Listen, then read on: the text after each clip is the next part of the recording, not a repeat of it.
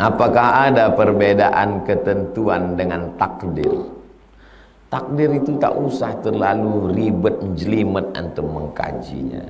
Ikuti aja macam mana hidup Nabi Muhammad. Karena kalau sibuk mengkaji takdir ini, Jabariyah begini, Qadariyah begini, ada takdir mubram, ada takdir mu'allaq. Ribet antum. Menghafal istilahnya aja poning kepala antum. Masalah takdir ini ikuti aja macam mana Nabi melewati hidupnya. Nabi itu tahu tak dia tentang semua yang tertulis di Lauhil Mahfuz itu? Tahu tak dia? Tahu kan? Dia kan udah naik ke atas. Naik dia, subhanalladzi asra bi'abdihi lailan minal masjidil harami ilal masjidil aqsa laqad ra'ahu nazlatan ukhra inda sidratil muntaha. Nabi itu tahu. Tapi waktu perang Badar, coba tengok perang Badar. Macam mana dia, bagaimana dia berinteraksi dengan takdir. Berkemah di dekat tempat air. Kenapa berkemah dekat tempat air? Supaya pasukan musuh nanti kalah, karena air sudah dikuasai. Satu poin.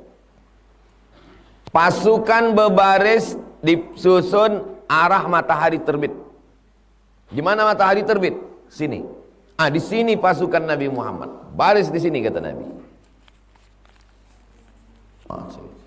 Supaya apa? Supaya nanti matahari terbit dari sini, musuh dari sini, silau musuh. 2-0 kalah. 3. Nabi mesti tahu musuhnya berapa.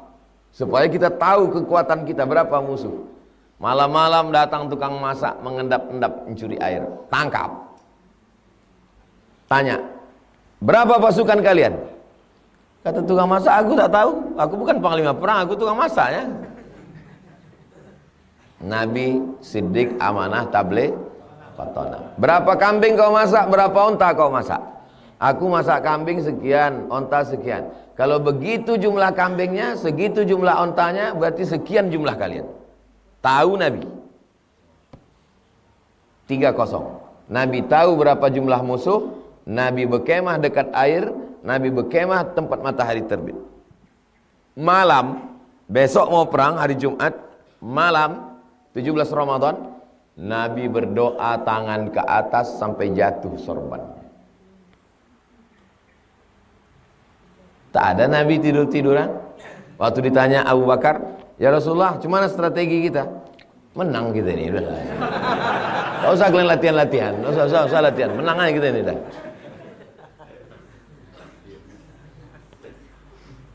Paham?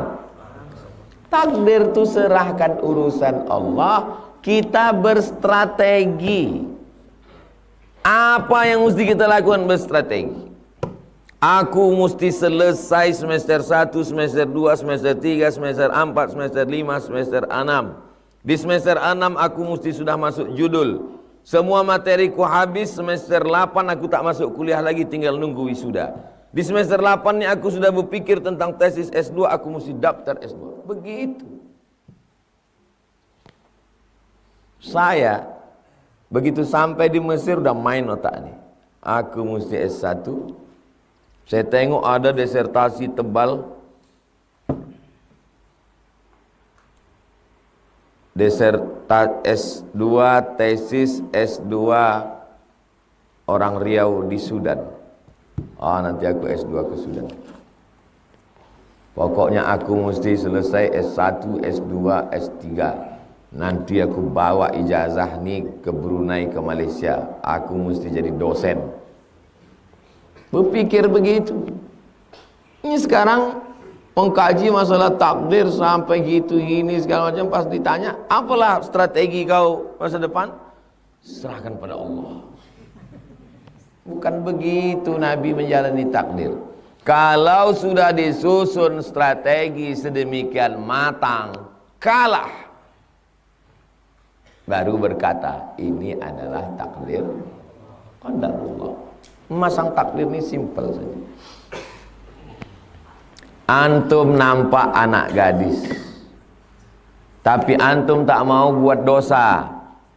Antum kuliah serius, Nantilah setelah selesai aku kuliah, setelah aku kerja, ada gaji cukup, tak menyusahkan orang tua, baru ku pinang dia.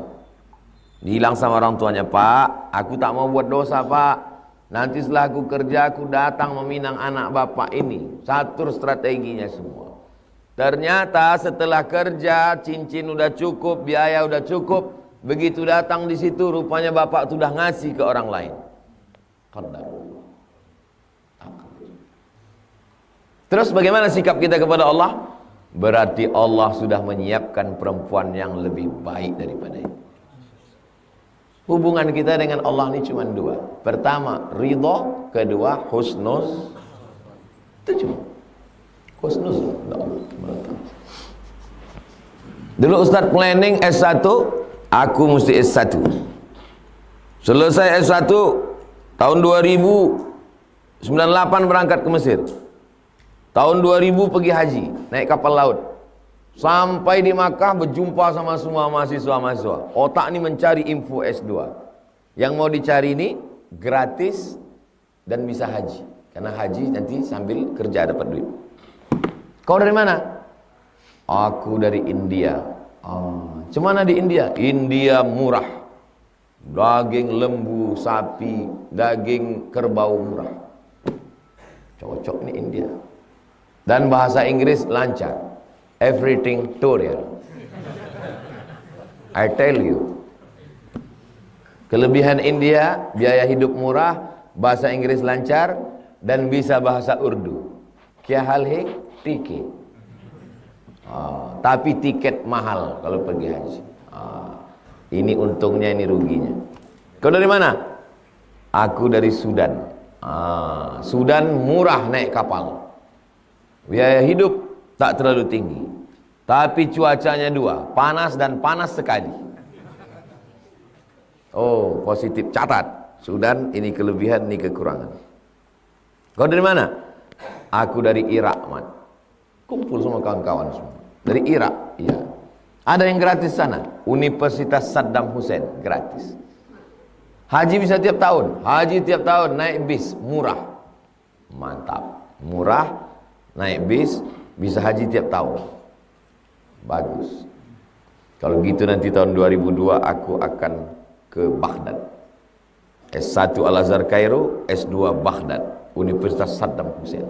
Begitu saya tamat, dibom sama George Bush, rata Universitas Saddam Hussein. Qadarullah. Takdir Allah.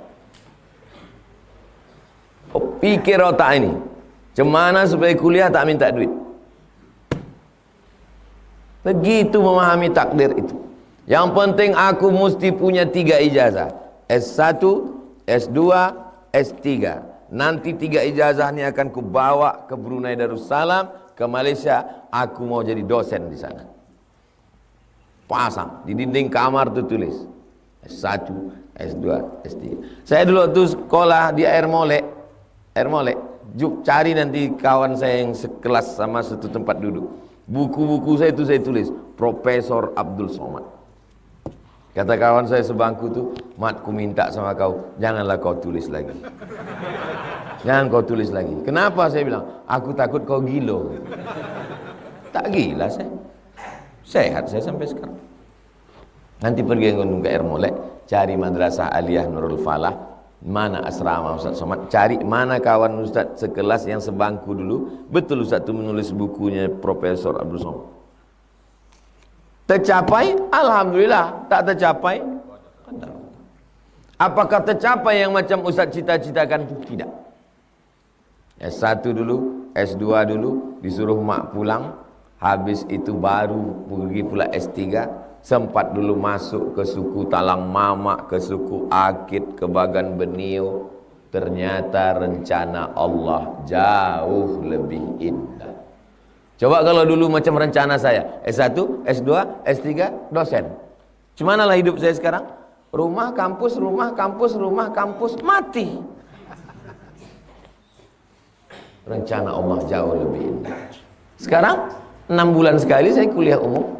University Islam Melaka, University Malaysia Sabah, UMS, University Sultan Syarif Ali Brunei Darussalam, saya tetap ngajar di kampus.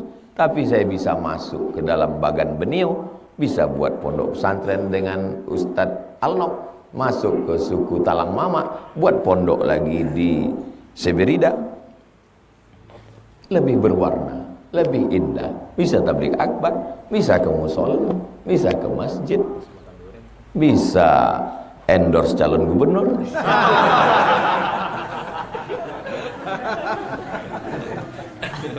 Ternyata menurut Anda kau cocoknya di sini, man. Coba antum bayangkan andai saya cuman ngajar di kelas. Kan mubazir suara saya ini. Kecuali saya memang orangnya tak berteriak. Pelajaran kita hari ini bagaimana kita.